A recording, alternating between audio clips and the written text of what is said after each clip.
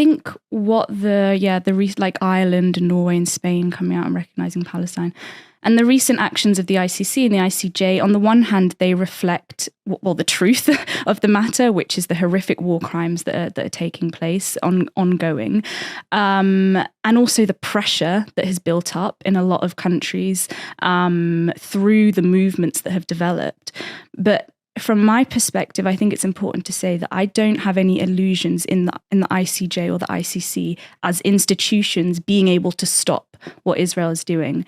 I think what's much more important, but when when this news comes out, there's a kind of emotional reaction we can all have, which is this idea of finally someone is holding Israel to account, which is important.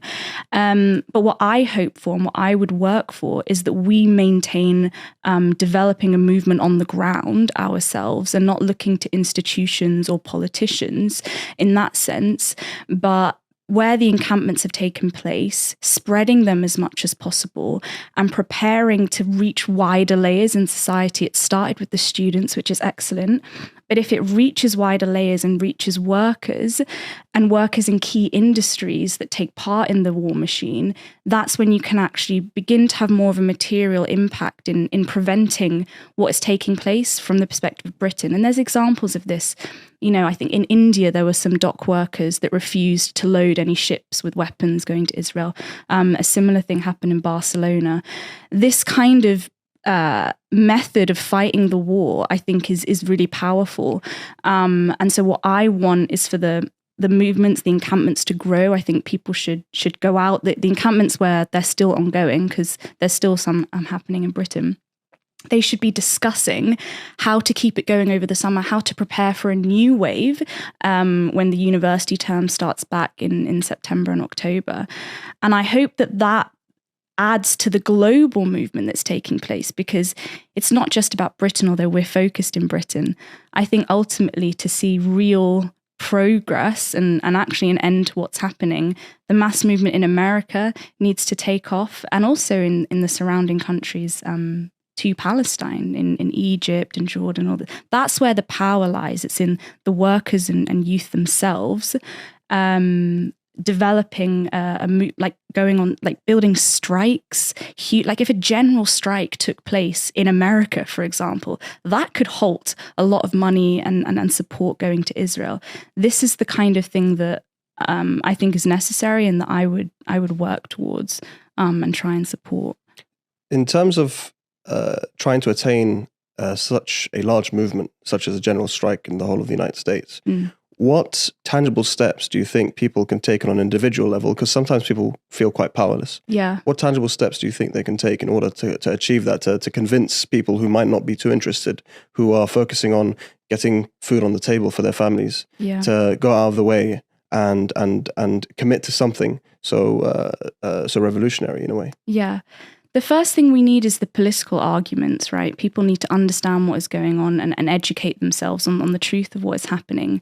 And then if you're talking to people, like at the encampments, for example, I know that in many places, students have gone to different workplaces to convince them to support the encampment. In Cambridge, the students had connections with some of the delivery drivers in the area. So they gave them leaflets, and when they were out delivering food orders, they handed them out to different people and said, join this mass walkout that is taking place. And they were building power that way, which I think is important. But politically, I would say we should explain to people, these people that are supporting something, it's far, far away. What's that got to do with me? What's happening in Gaza, which some people might think. Well, why do they have money? Why is Biden sending billions and billions and billions of dollars to Israel when the conditions of life in America are deteriorating rapidly? People are living paycheck to paycheck. And the same is obviously true in Britain. Why can they spend money on Israel or fund Ukraine and Ukraine's right to self-determination, but that doesn't count for the Palestinians? And we know that the hypocritical position that they have there. And that's how we connect the issues. I think some people worry that when you take the Palestine movement beyond the question of Palestine, you're going to weaken it. But I think that's wrong. I think it actually strengthens it when people are able to connect the dots that, okay, Sunak said a couple of months ago, 1 or 2 months ago, we want to increase defence spending by 2.5%, whilst at the same time, cutting the NHS, cutting education, cutting pensions. What we have to show people is this is all connected to the capitalist system and what they have money for. Profit is what these people are interested in at the end of the day. And profit comes above Palestinian lives, but it also comes above the lives of people in Britain here as well. So I think with those political arguments, you can win over people who wouldn't instantly feel connected to the issue. And then they're also feeling like, I've got something to fight for here. The fight for Palestine is also the fight for me, because the people who are supporting it are doing so in order to try and also distract from what they're doing at home.